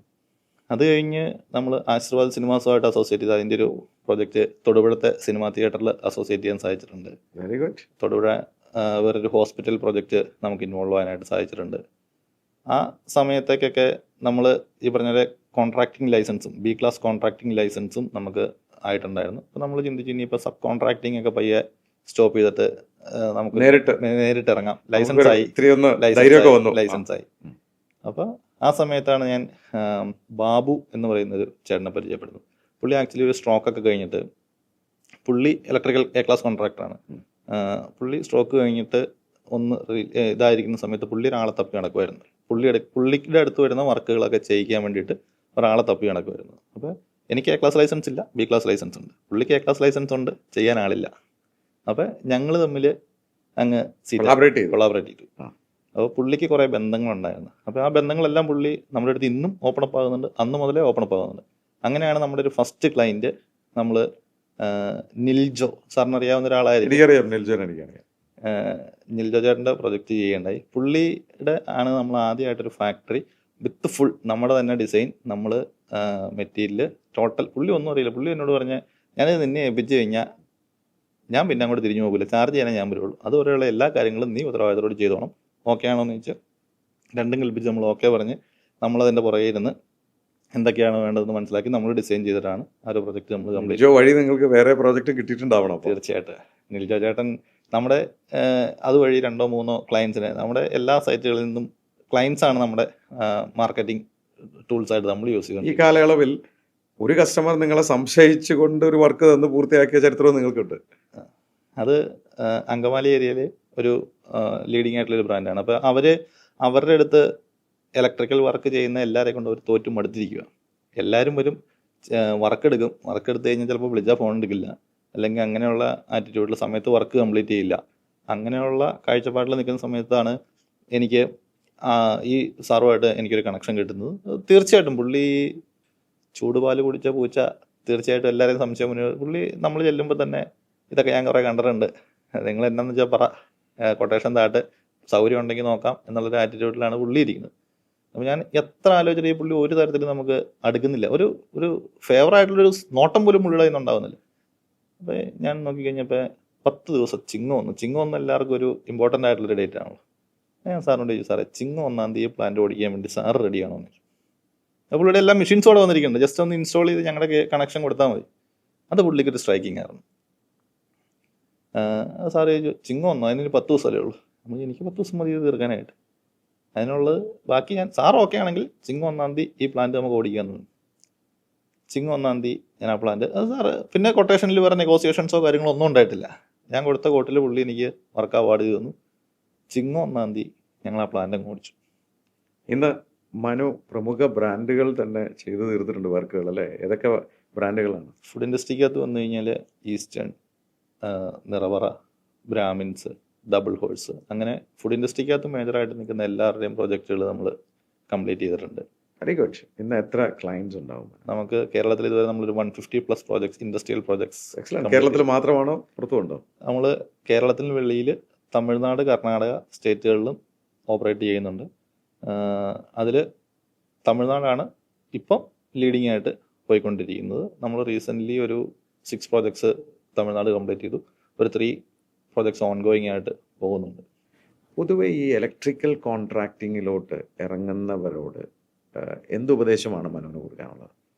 തീർച്ചയായിട്ടും ഇലക്ട്രിക്കൽ നമ്മുടെ ശരീരത്തിലെ ഞരമ്പുകൾ എങ്ങനെയാണോ നമ്മുടെ ബ്ലഡ് പലയിടത്തേക്ക് എത്തിക്കുന്നത്, അതുപോലെ ഒരു ബിൽഡിങ്ങിൽ ഇലക്ട്രിസിറ്റി പല ഏരിയകളിലേക്ക് എത്തിക്കുന്ന കർത്തവ്യമാണ് ശരിക്കും നമ്മൾ ചെയ്യുന്നത്. KSEB തരുന്ന കറണ്ടിനെ നമ്മൾ നമ്മുടെ ബിൽഡിങ്ങിലിരിക്കുന്ന പല എക്യുപ്മെൻറ്റ്സിലേക്ക് സേഫായിട്ട് എത്തിക്കുക, അതാണ് നമ്മൾ ചെയ്യുന്ന കർത്തവ്യം. അപ്പോൾ അത് തീർച്ചയായിട്ടും ക്വാളിഫൈഡ് ആയിട്ടുള്ള ആൾക്കാർ തന്നെ ചെയ്യണം. അതിൻ്റെ അകത്ത് 2 കാര്യങ്ങളാണ് ശ്രദ്ധിക്കാനുള്ളത്. ഒന്ന് അവരുടെ ടെക്നിക്കൽ നോളജ്, 2 അവരുടെ പ്രാക്ടിക്കൽ എക്സ്പീരിയൻസ്. മൂന്നാമതൊരു കാര്യം കൊണ്ട് ആഡ് ചെയ്ത് തരാം, ഇത് ചെയ്ത് വെച്ചാൽ പോരാ, കസ്റ്റമർ സപ്പോർട്ട്. ഇപ്പോൾ ഇൻഡസ്ട്രി ആയിക്കോട്ടെ, കൊമേഴ്ഷ്യൽ ബിൽഡിംഗ് ആയിക്കോട്ടെ, അവിടെ ചെയ്തു വെക്കുന്നത് കംപ്ലയിൻസ് ഉണ്ടാവും, ഡെഫിനറ്റ്ലി കംപ്ലയിൻസ് ഉണ്ടാവും. ഇതിപ്പോൾ അത് ഒരു ദിവസം കൊണ്ട് ഉണ്ടാവണമെന്നില്ല, ചിലപ്പോൾ 5 കൊല്ലം കഴിഞ്ഞിട്ടായിരിക്കും കംപ്ലയിൻസ് ഉണ്ടാവുന്നത്. അപ്പോൾ ആ സമയത്തൊക്കെ ഒരു കസ്റ്റമർ സപ്പോർട്ട് കൊടുക്കാണ്ട് നമ്മൾ എന്ത് പുതിയ സാധനം ചെയ്തു വെച്ച് പോയി എന്ന് പറയുന്നതിനകത്ത് കഥയില്ല. അപ്പോൾ നമ്മൾ സെലക്ട് ചെയ്യുന്ന ആൾക്ക് ഇതിനെക്കുറിച്ചുള്ള ഗ്രാഹ്യമുണ്ടോ, അവരുടെ ടെക്നിക്കൽ കേപ്പബിലിറ്റി എങ്ങനെയാണ്. ഈ പറഞ്ഞ പോലെ ഇലക്ട്രിക്കൽ സൂപ്പർവൈസർ, ഇലക്ട്രിക്കൽ കോൺട്രാക്ടർ എന്നുള്ള വാക്കുകളൊക്കെ നമ്മൾ ആദ്യം ഉപയോഗിച്ചു. ഈവൻ ഈ ഫീൽഡുമായിട്ട് യാതൊരു ബന്ധവും ഇല്ലാത്ത സാറിന് വേണമെങ്കിൽ ഇലക്ട്രിക്കൽ കോൺട്രാക്ടർ ആവാം. പക്ഷേ അതിൻ്റെ അകത്തുള്ളൊരു കേസ് സാറിൻ്റെ കോൺട്രാക്ടിങ് ലൈസൻസിനെ ഡിപ്പെൻഡ് ചെയ്യുന്നത് ഒരു ഇലക്ട്രിക്കൽ സൂപ്പർവൈസർ എന്നുള്ള ഒരു ലൈസൻസിനാണ്. അപ്പോൾ ഇലക്ട്രിക്കൽ സൂപ്പർവൈസറാണ് ടെക്നിക്കലി സ്കിൽഡ് ആയിട്ടുള്ള ആൾ. അയാളെ ഞാൻ അപ്പോയിന്റ് ചെയ്താൽ മതി. സാറ് വേറൊരാളെ ഹയർ ചെയ്ത് നിങ്ങൾ തമ്മിലൊരു ടേംസ് വെച്ച് കഴിഞ്ഞാൽ സാറിന് ഇലക്ട്രിക്കൽ, അപ്പോൾ ആദ്യം A ഗ്രേഡ് കിട്ടില്ല, B ഗ്രേഡ് എടുത്തു, B ഗ്രേഡ് എടുത്തിട്ട് വേണമെങ്കിൽ A ഗ്രേഡും സാറിന് എടുക്കാം. ഇലക്ട്രിക്കൽ മേഖലയായിട്ട് യാതൊരു ബന്ധമില്ലാത്ത ആർക്ക് വേണമെങ്കിലും ഇലക്ട്രിക്കൽ കോൺട്രാക്ടർ ആവാം. പക്ഷേ ഇലക്ട്രിക്കൽ സൂപ്പർവൈസർ എന്നുള്ളത് ടെക്നിക്കൽ സ്കില്ല് തന്നെയാണ്. അയാൾ പോയാൽ എൻ്റെ ലൈസൻസ് തീർന്നു, പക്ഷേ ഗ്രേസ് പീരീഡ് ഉണ്ട്, പകരം വേറൊരാളെ മാറ്റിയെടുക്കാം. പക്ഷെ എനിക്ക് അതിനൊരു അറിവുണ്ടാകും. അപ്പോൾ താങ്കൾ സജസ്റ്റ് ചെയ്യുന്ന അങ്ങനെ അറിവുള്ളവരെ കണ്ടുപിടിക്കാൻ ശ്രമിക്കുക എന്നുള്ളതാണ്. അങ്ങനെ അറിവുള്ള, ഇപ്പം അങ്ങനെ സൂപ്പർവൈസർ ലൈസൻസും കോൺട്രാക്ടർ ലൈസൻസും സെയിം ആയിട്ടുള്ള ആൾക്കാരുണ്ട്. അതല്ലെങ്കിൽ സ്കിൽഡ് ആയിട്ടുള്ള സൂപ്പർവൈസേഴ്സ് ഉള്ള കോൺട്രാക്ടേഴ്സ് ഉണ്ട്. അവരെ വെച്ചെടുക്കുക. ഇനി അവരെ വെച്ചെടുത്ത് നമ്മൾ സിസ്റ്റം ചെയ്താലും പ്രാക്ടിക്കൽ എക്സ്പീരിയൻസിലേക്ക് വരുമ്പം എല്ലായിടത്തും നമ്മൾ ഡ്രോയിങ് പോലെ തന്നെ വർക്ക് നടക്കണമെന്നില്ല. സൈറ്റിലേക്ക് വന്നു കഴിയുമ്പോൾ അവിടെ ഡ്രോയിങ്ങിനേക്കാളും മാറ്റങ്ങളുണ്ടാവാം. അപ്പോൾ അതെല്ലാം ഈസി ആയിട്ട് ടാക്കിൾ ചെയ്യാനും നമുക്ക് ഏറ്റവും എക്കണോമിക് ആയിട്ടുള്ള രീതിക്ക് റൂട്ട് ഡിസൈൻ ചെയ്ത് പ്രോജക്റ്റുകൾ കംപ്ലീറ്റ് ചെയ്യുന്ന ടീമിനെ ഡെവലപ്പ് ചെയ്യുക.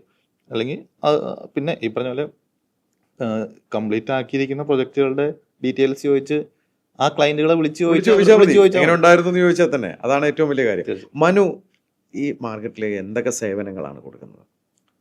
ഒരു ഇൻഡസ്ട്രിയലോ കൊമേഴ്ഷ്യലോ ആയിട്ടുള്ള പ്രൊജക്റ്റുകൾ. കൊമേഴ്ഷ്യൽ എന്ന് പറയുമ്പോൾ cinema theatres, shopping moles, hospitals, education building.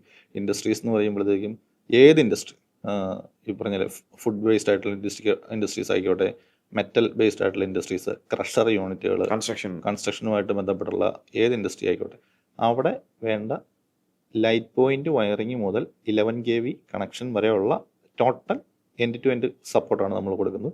അതിൻ്റെ അകത്ത് ലൈറ്റ് പോയിന്റ് വയറിങ്സ് ഉണ്ട്, ട്രാൻസ്ഫോർമർ ഇൻസ്റ്റലേഷൻസ് ഉണ്ട്, പാനൽ ബോർഡ് മാനുഫാക്ചറിങ് അതിൻ്റെ ഇൻസ്റ്റലേഷൻസ് ഉണ്ട്, ജനറേറ്റർ ഇൻസ്റ്റലേഷൻസ് ഉണ്ട്, എർത്തിങ് സിസ്റ്റം ഡിസൈനിങ്ങും അതിൻ്റെ ഇൻസ്റ്റലേഷൻസും ഉണ്ട്. അങ്ങനെ പിന്നെ ഇതിനേക്കാൾ എല്ലാം ഇമ്പോർട്ടൻ്റ് ആയിട്ടുള്ളതാണ്, നമുക്ക് ഒരു ബിൽഡിങ്ങിലേക്ക് 2 ഗവൺമെൻറ് ഡിപ്പാർട്ട്മെൻറ്റിൽ നിന്നാണ് ഇലക്ട്രിസിറ്റി പരമായിട്ട് നമുക്ക് പേപ്പറുകൾ ക്ലിയർ ചെയ്യാനുള്ളത്. ഒന്ന് കേരള സ്റ്റേറ്റ് ഇലക്ട്രിസിറ്റി KSEB എന്ന് പറയും.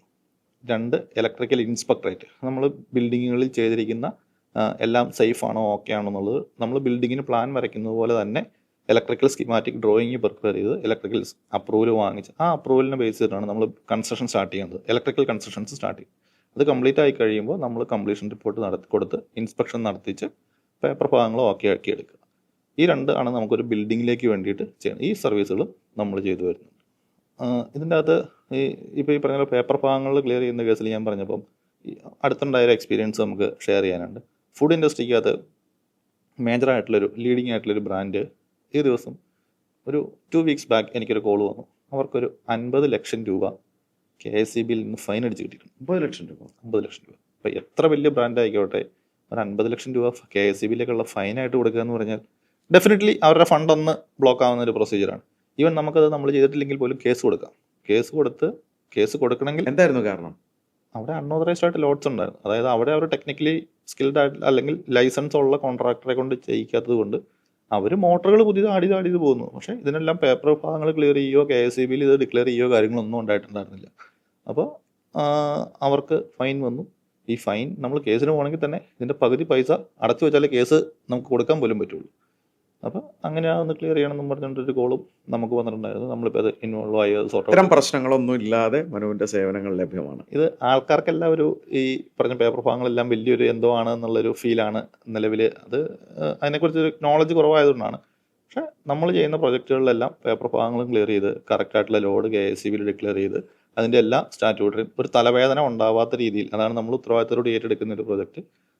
കസ്റ്റമറിന് പിന്നെ ഒരു തലവേദന ഉണ്ടാവാത്ത രീതിയിലാണ് എംപവറിനെ ഏൽപ്പിച്ചാൽ നിങ്ങൾ പറഞ്ഞ പോലെ ചിങ്ങം ഒന്നതിനെ അങ്ങോട്ട് റണ്ണാക്കി തരാം എന്ന് പറയുന്ന സ്റ്റൈലിലാണ് നിങ്ങളുടെ ഓപ്പറേഷൻ. തീർച്ചയായിട്ടും. ചുരുക്കി പറഞ്ഞാൽ ഒരു സൈറ്റിലെ തൊഴിലാളികൾ ചേർന്ന് നീ ഒരു ഓർഡർ എടുത്തോ ഞങ്ങൾ കൂടെ ഉണ്ടെന്ന് പറഞ്ഞു മുതലാളിയായ ആളാണ്. അതിന് എത്ര പേർ കൂടെ ഉണ്ട് തൊഴിലാളികൾ? 33ഓളം എംപ്ലോയീസ് നമുക്ക്. 33. താങ്കളുടെ സ്വപ്നം അവിടെ നിന്നില്ല, താങ്കളൊരു മാനുഫാക്ചറിങ്ങിലും കൂടി ഇറങ്ങി. എന്തായിരുന്നു അത്? ഏകദേശം ഒരു ഈ എഞ്ചിനീയറിംഗ് പഠിക്കുന്ന സമയത്ത് തന്നെ നമുക്ക് അന്ന് ഇലക്ട്രിക്കൽ ഫീൽഡിൽ നിൽക്കണമെന്നുള്ളൂ. നമുക്കിത് എന്താ ഫീൽഡെന്നോ, പക്ഷെ അന്നൊരു നമ്മുടെ ഒരു ചിന്ത എന്ന് പറയുന്നത് നമ്മുടെ ഒരു ഓൺ പ്രൊഡക്റ്റ് എന്തെങ്കിലും വേണം എന്നുള്ളത് തന്നെയായിരുന്നു. പക്ഷെ ആക്സിഡൻ്റലിയാണ് ഞാൻ ഈ ഇലക്ട്രിക്കൽ കോൺട്രാക്ടിങ് എന്നുള്ളൊരു ഫീൽഡ് ഉണ്ടെന്ന് പോലും എനിക്കറിയില്ലായിരുന്നു. ആ ഡയറക്ടറിൽ നിന്ന് എടുത്ത് വിളിച്ചു, ഇലക്ട്രിക്കൽ കോൺട്രാക്ടിങ് ഫീൽഡിൽ വന്ന് ഇറങ്ങി. അപ്പോൾ നമ്മുടെ തന്നെ നമുക്ക് ഡെയിലി നമ്മുടെ എല്ലാ പ്രൊജക്റ്റിലേക്കും ആവശ്യമുള്ള ഒരു സാധനമാണ് ഇലക്ട്രിക്കൽ പാനൽ ബോർഡ്സ്. കഴിഞ്ഞ ഒരു 5-6 വർഷം എടുത്ത് നോക്കിക്കഴിഞ്ഞാൽ വർഷത്തിലൊരു 300 ദിവസവും നമ്മുടെ ഏതെങ്കിലും പാനൽ ബോർഡുകൾ പല വർക്ക്ഷോപ്പിലായിട്ട് മാനുഫാക്ചറിങ് നടക്കുന്നുണ്ട്. അപ്പോൾ ഞാൻ ആലോചിച്ച് വന്നാൽ പിന്നെ എന്തുകൊണ്ട് നമുക്കൊരു ഓൺ പ്രോഡക്റ്റ് എന്നുള്ളത് നമുക്ക് നേരത്തെ മുതലുള്ളൊരു ഡ്രീമാണ്. അപ്പോൾ എന്നാൽ പിന്നെ എന്തുകൊണ്ട് നമ്മുടെ ഒരു own panel board manufacturing start ചെയ്തുകൂടാ എന്നുള്ളൊരു ചിന്തയിൽ നിന്നാണ് നമ്മൾ ഒരു ഇലക്ട്രിക്കൽ പാനൽ ബോർഡ് മാനുഫാക്ചറിങ് കൂടെ. മനു ഇലക്ട്രിക്കൽ പാനൽ ബോർഡ് മാനുഫാക്ചററാണ്, A-class ലൈസൻസ് ഉണ്ട്, 150-ൽ പരം പ്രോജക്റ്റുകൾ തീർത്തും കഴിഞ്ഞു. തീർച്ചയായിട്ടും. താങ്കൾ വളരെ ചെറിയ രീതിയിൽ തുടങ്ങിയ ഒരു സംരംഭകനാണ്. ആക്സിഡൻ്റൽ ഓൺട്രപ്രണർഷിപ്പ് എന്നൊക്കെയാണ് ഞാനിതിനെ പറയാം. ഈ ആക്സിഡൻ്റൽ ഓണർഷിപ്പ് ഉള്ളതുകൊണ്ട് തന്നെ ഈ സംരംഭം തുടങ്ങാനിരിക്കുന്ന ചെറുപ്പക്കാരോട് എന്ത് മെസ്സേജാണ് മനുവിന് കൂടെയാണുള്ളത്? നമ്മുടെ ഉള്ളിൽ എന്താണോ പാഷനുള്ളത്, നമുക്ക് ഉള്ളിലുള്ള ഫയർ എന്താണെന്നുള്ളത് നമ്മൾ ഐഡൻറ്റിഫൈ ചെയ്യുക. ഇപ്പോൾ ഈ പറഞ്ഞ പോലെ ഇലക്ട്രിക്കലാണ് എൻ്റെ മേഖല എന്ന് ഞാൻ അന്ന് തിരിച്ചറിഞ്ഞു. പക്ഷേ എനിക്കറിയില്ല. അപ്പോൾ ഈ പറഞ്ഞ പോലെ പൗലോ കോലോ പറയുന്നതാണ്, നമ്മൾ ആഗ്രഹിക്കുന്നത് എന്താണോ അത് സാധിക്കാൻ വേണ്ടിയിട്ട് യൂണിവേഴ്സ് മൊത്തം നമ്മുടെ കൂടെ നിൽക്കും. ഇലക്ട്രിക്കൽ മേഖല എന്നേ ഞാൻ ചിന്തിച്ചിട്ടുണ്ടായിരുന്നു. അതിന് എന്താണോ ഏതാണോ എനിക്ക് യാതൊരു ഐഡിയ ഉണ്ടായിരുന്നില്ല. പക്ഷേ ആക്സിഡൻ്റലി ഈ ഇലക്ട്രിക്കൽ കോൺട്രാക്ടിങ് ഫീൽഡിലേക്ക് തന്നെ വന്നിറങ്ങി.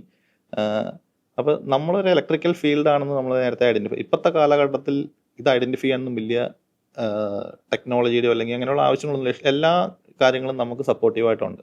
അപ്പോൾ നമ്മുടെ ഏതാണോ ഫീൽഡ്, ഇപ്പം ആ ഫീൽഡിൽ ഉറച്ചു നിൽക്കുക, അതിൽ നിന്ന് ഡൈവേഴ്സിഫൈഡ് ആയത് പോവാതെ നോക്കുക. ഇന്നത്തെ കേസ് ഈ പറഞ്ഞ പോലെ നമ്മളൊരു ബിസിനസ് സ്റ്റാർട്ട് ചെയ്ത് കഴിയുമ്പോഴത്തേക്കും ആണെങ്കിലും പല പല ഓപ്പർച്യൂണിറ്റീസ് നമുക്ക് ഇതിൻ്റെ പുറത്ത് വരും. അങ്ങനെ വരുമ്പോഴും നമ്മൾ നമ്മുടെ കോർ ഫീൽഡ് വിട്ടു പോകാതെ നിൽക്കുക. ഇനി അത് കഴിഞ്ഞിട്ട് ഇപ്പോൾ വേറൊരു സെഗ്മെൻറ്റ് അതിനോട് തന്നെ ആഡ് ചെയ്യണമെങ്കിൽ നമ്മുടെ കോറിനോട് ബാക്കപ്പ് ആയിട്ടുള്ള രീതിക്കുള്ള ബിസിനസ്സിലേക്ക് തന്നെ സ്റ്റാർട്ട് ചെയ്യാൻ പോവുക. അതാണെങ്കിൽ എന്തെങ്കിലും തട്ടുകേട് കിട്ടിയാലും അങ്ങോട്ടും ഇങ്ങോട്ടും ചാരി നിൽക്കുമല്ലോ, വീഴാണ്ട് ചാരി നിൽക്കാനായിട്ട് അതൊരു സാഹചര്യം ഇൻവോൾവ് ആക്കി വരുന്നത് തന്നെയാണ്. ഇന്നത്തെ കേസ് നമ്മൾ ബിസിനസ്സിലേക്ക് ഇറങ്ങി കഴിയുമ്പോൾ നമ്മൾ സാറായിട്ട് മാറി നിൽക്കാണ്ട് നമ്മൾ അവരുടെ കൂടെ തന്നെ, ഇപ്പം നമുക്ക് എല്ലാ കാര്യങ്ങളും ചിലപ്പോൾ നമുക്ക് തന്നെ ഇൻവോൾവ് ആക്കി തീർക്കണമെന്നില്ല. നമ്മൾ നമ്മുടെ കൂടെ തീർച്ചയായിട്ടും ഒരു ടീമിനെ ഡെവലപ്പ് ചെയ്താൽ മാത്രമേ ബിസിനസ് മുന്നോട്ട് പോവുള്ളൂ. അപ്പോൾ ആ സമയത്ത് നമ്മളൊരു സാറ് എന്നുള്ളൊരു കാഴ്ചപ്പാടിൽ മാറി നിൽക്കാണ്ട് നമ്മൾ അവരുടെ കൂടെ തന്നെ ഇൻവോൾവ് ചെയ്ത് അവരെ സപ്പോർട്ട് ചെയ്ത് അവരെ ഡെവലപ്പ് ചെയ്തുകൊണ്ട് കയറി വന്നാൽ മാത്രമേ ഒരു പ്രസ്ഥാനം ഇന്നത്തെ കാലത്ത് മുന്നോട്ട് പോകാൻ സാധിക്കുകയുള്ളൂ. മനുവിൻ്റെ വിജയം എന്ന് പറയുന്നത് മനുവിന് പണിയറിയാം. അതുകൊണ്ട് തന്നെ ആ തൊഴിലാളിയുടെ കൂടെ നിന്ന് വേണമെങ്കിൽ പണി അല്ലേ? തുടക്കമൊക്കെ അങ്ങനെ ആയിരുന്നു. ഇപ്പം പ്രൊജക്റ്റുകൾ പലയിടത്താകുമ്പോഴത്തേക്കും നമുക്ക് ഒരു സൈറ്റിൽ മാത്രമായിട്ട് നിൽക്കാൻ പറ്റില്ലാത്തതുകൊണ്ടാണ് നമ്മളൊരു ഫുൾ ടൈം ഇതിലില്ലാത്തത്. പക്ഷേ എല്ലാ കാര്യങ്ങളും നമ്മൾ അറിഞ്ഞ് തന്നെയാണ് പോകുന്നത്. നമുക്ക് ഡെയിലി ഒരു റിപ്പോർട്ടിംഗ് മെക്കാനിസം ഉണ്ട്. അപ്പോൾ അതുവഴി വർക്ക് നടന്നിരിക്കുന്ന കാര്യങ്ങളെല്ലാം നമ്മൾ ഡെയിലി അനലൈസ് ചെയ്തുകൊണ്ട് തന്നെയാണ് പോകുന്നത്. നമ്മൾ ഏത് സൈറ്റിൽ ചെന്നാലും ഈ പറഞ്ഞ പോലെ ആൾക്കാരുടെ നമ്മുടെ പിള്ളേരുടെ കൂടെ തന്നെയാണ്, നമ്മൾ അവരുടെ ടീമിൻ്റെ കൂടെ തന്നെയാണ് എപ്പോഴും. മനു പറയാതെ പറയുന്ന ഒരു മെസ്സേജ് ഇതിൽ ഒളിഞ്ഞിരിപ്പുണ്ട്. മനുവിൻ്റെ വിജയം എന്ന് പറയുന്നത് കസ്റ്റമേഴ്സാണ്. ഡെഫിനറ്റ്ലി എൻ്റെ ഏതൊരു കസ്റ്റമർ ഒരു പ്രൊജക്റ്റ് കംപ്ലീറ്റ് ചെയ്ത് കഴിഞ്ഞാലും ആ ക്ലയൻറ്റിൻ്റെ കണക്ഷനിൽ 2 or 3 ക്ലയൻറ്റുകളെ ഞാൻ വേറെ എനിക്ക് വരാറുണ്ട്. എന്നുവെച്ചാൽ നമ്മൾ ആ രീതിക്കാണ് കസ്റ്റമറിനെ സപ്പോർട്ട് ചെയ്യുന്നത്. അപ്പോൾ ഈ പറഞ്ഞ പോലെ നമ്മുടെ പേര് അന്വർത്ഥമാക്കുന്ന പോലെ തന്നെ ക്ലയൻറ്റിന് എന്താണോ കൺവീനിയൻ്റ് ആയിട്ട് വേണ്ടത്. ഇപ്പം ഒരു ഫാക്ടറി ചെയ്യുന്ന ഒരാൾക്ക് ഇതിൻ്റെ സ്വിച്ച് എവിടെ വെക്കണം എന്നുള്ളത് വരെ ഇതിൻ്റെ അകത്ത് ഇമ്പോർട്ടൻ്റ് ആണ്. മോട്ടർ ഓടിയാൽ ആ മോട്ടർ ഓടിക്കാൻ അവിടെ ഓപ്പറേറ്റ് ചെയ്യുന്ന ആൾ സ്വിച്ച് ഓഫ് ചെയ്യാൻ വേണ്ടി ഇവിടെ നിന്ന് കൈവിട്ട് അപ്പുറം പോയി ഓഫ് ചെയ്യുക എന്ന് പറയുന്നത് തീർച്ചയായിട്ടും അവിടുത്തെ പ്രൊഡക്ടിവിറ്റീനെ മുതൽ അവിടെ ആക്സിഡൻ്റ് ഉണ്ടാകാനുള്ള ചാൻസ് ഉണ്ട്. അങ്ങനെയുള്ള പല പല കാര്യങ്ങളും ഇതിൻ്റെ അകത്ത് ഒരു പ്രശ്നം ഉണ്ടാക്കുന്നതായതുകൊണ്ട് നമ്മൾ ആ ഗ്രാസ് റൂട്ട് ലെവലിൽ ഇൻവോൾവ് ആയിട്ടാണ് നമ്മൾ ഓരോ പ്രൊജക്റ്റും കംപ്ലീറ്റ് ചെയ്യുന്നത്. അപ്പോൾ അതിൻ്റെ വർക്ക് ഫ്ലോ എന്താണെന്നുള്ളത് നമ്മൾ മനസ്സിലാക്കി ആ വർക്ക് ഫ്ലോയ്ക്ക് അനുസരിച്ച് ഇതിൻ്റെ ഓരോ സാധനങ്ങളെ അവിടെ പൊസിഷൻ ചെയ്യണം. അങ്ങനെയുള്ള എല്ലാ കാര്യങ്ങളും നമ്മൾ മനസ്സിലാക്കിയിട്ടാണ് നമ്മൾ ഓരോ ഇൻഡസ്ട്രിയൽ പ്രോജക്ട്സും എക്സിക്യൂട്ട് ചെയ്ത് തീർക്കുന്നത്. അപ്പോൾ അവന് പറയുന്നത് ഒരു നല്ല ക്ലയൻറ്റ് വേണമെങ്കിൽ നമുക്ക് ഒരു 3 വേറെ ക്ലയൻസിനെ തരാമെന്നാണ്. തീർച്ചയായിട്ടും മനുവിൻ്റെ വളർച്ച പ്യുവർലി ഒന്നുകൂടെ ചോദിച്ചോട്ടെ, മനുവിന് സെയിൽസ് ടീം ഇല്ല? എനിക്കില്ല. എൻ്റെ മാർക്കറ്റിംഗ് സെയിൽസ് എല്ലാം ചെയ്യുന്നത് എൻ്റെ കസ്റ്റമേഴ്സ് തന്നെയാണ്. അവർ വഴിയാണ് ഈ ബിസിനസ് മുഴുവൻ ലഭിച്ചിരിക്കുന്നത്.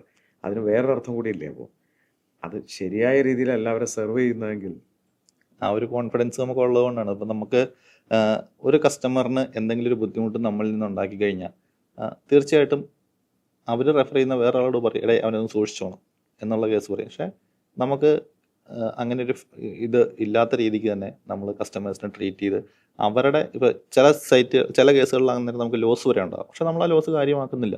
ഇതിൽ ഈ ക്ലയൻറ്റിൽ നിന്ന് നമുക്ക് 2 or 3 വേറെ ക്ലയൻറ്റിനെ കിട്ടി അവരെ സെർവ് ചെയ്ത് കഴിഞ്ഞാൽ മാത്രമേ നമുക്ക് ഈ ഫീൽഡിൽ നമുക്ക് ഗ്രോ ചെയ്ത് പോകാൻ പറ്റുള്ളൂ. അനു അപ്പോൾ പറയുന്നത് ഒരു നല്ല ക്ലയൻറ്റ് നമ്മളെ ഹാപ്പി ആക്കുകയാണെങ്കിൽ അയാളെ വഴി 3 പേരെ കിട്ടുമെന്ന് പറയുന്ന പോലെ അയാൾ അൺഹാപ്പി ആണെങ്കിൽ വേറൊരു ഭാഗത്ത് 10 ക്ലയൻറ്റ്സ് നമുക്ക് നഷ്ടപ്പെടും.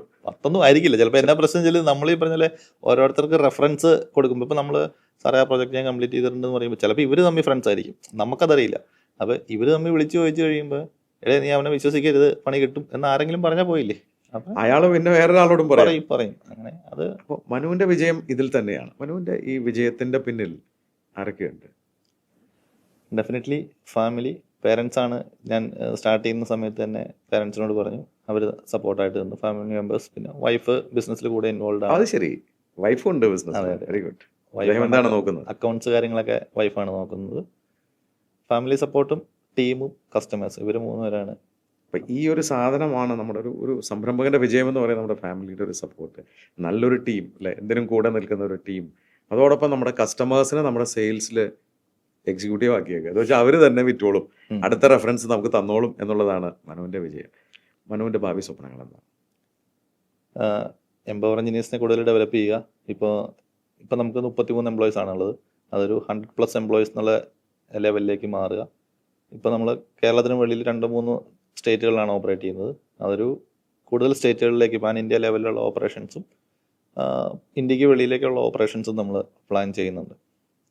ഉയരങ്ങളിലേക്ക് പറക്കാൻ ചിറകുകൾ വിടർത്തി ഈഗിൾ മനു പറക്കുകയാണ്. കോൺഫിഡൻസും ഉണ്ട്, തീർച്ചയായിട്ടും കൂടെ കട്ടയ്ക്ക് നിൽക്കുന്ന 30 പേരും ഉണ്ട്. അതാണ് നമ്മുടെ കോൺഫിഡൻസ്. നിങ്ങൾ കേട്ടു മനു എന്ന ഈ ചെറുപ്പക്കാരൻ്റെ വിജയകഥ. അദ്ദേഹം വളരെ ചെറിയ രീതിയിലാണ് ജീവിതം തുടങ്ങിയത്, കേവലം 6000 രൂപ ശമ്പളത്തിൽ. പക്ഷെ ആ തൊഴിൽ മികവ് പുലർത്തി എന്ന് മാത്രമല്ല, അവിടെ സബ് കോൺട്രാക്ടേഴ്സിനെ, എംപ്ലോയീസിനെ വരെ അദ്ദേഹം കോൺഫിഡൻസിൽ എടുത്തു എന്നുള്ളതാണ് സത്യം. അതുകൊണ്ട് തന്നെ അവർ ഇദ്ദേഹത്തിൽ ഒരു മുതലാളിയെ കാണുകയായിരുന്നു. വർക്ക് എടുത്തോ മനു, ഞങ്ങൾ കൂടെയുണ്ട് എന്ന് പറഞ്ഞ ആ വാക്കിൽ നിന്നാണ് അദ്ദേഹം സ്പാർക്കിൻ്റെ ഈ ഹോട്ട് സീറ്റിലിരിക്കുന്നത്. ചെറിയ രീതിയിൽ തുടങ്ങി അദ്ദേഹം വലിയ വലിയ ബ്രാൻഡുകൾക്ക് കോൺട്രാക്ടിങ് എടുത്തു.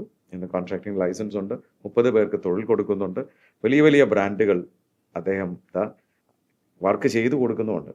ഇത്തരം സംരംഭങ്ങളും സംരംഭകരും നമ്മുടെ നാട്ടിലുണ്ടാവണം. അവന് വളരെ ഇൻസ്പയറിംഗ് ആയിട്ടുള്ള സ്റ്റോറിയാണ്. വളരെ ചെറിയ രീതിയിൽ നിങ്ങൾ തുടങ്ങി, എന്നാൽ ഇന്ന് 30 പേർക്ക് തൊഴിൽ കൊടുക്കുന്ന രീതിയിൽ നല്ല ബ്രാൻഡുകൾക്ക് വേണ്ടി നിങ്ങൾ ചെയ്യുന്ന പ്രവർത്തനം, അതും ഒരു കസ്റ്റമറെ പിടിച്ച് ബ്രാൻഡ് അംബാസിഡർ ആക്കി അയാൾ വഴി 3 കസ്റ്റമർ വീതം എന്ന രീതിയിൽ തന്നെ വളർന്നുകൊണ്ടിരിക്കുകയാണ്. എനിക്ക് വ്യക്തിപരമായി അറിയാവുന്ന ഒരു വ്യക്തി എന്ന നിലയ്ക്ക് മനുവിൻ്റെ എംപവർ ഇനിയും നിരവധി പേരെ എംപവർ ചെയ്യട്ടെ, ഉയരങ്ങളിലെത്തട്ടെ. എൻ്റെ വ്യക്തിപരമായ പേരിലും നമ്മുടെ ഈഗിൾ കമ്മ്യൂണിറ്റിയുടെ പേരിലും സ്പാർക്കിൻ്റെ എല്ലാ പ്രേക്ഷകരുടെ പേരിലും എല്ലാ ആശംസകളും.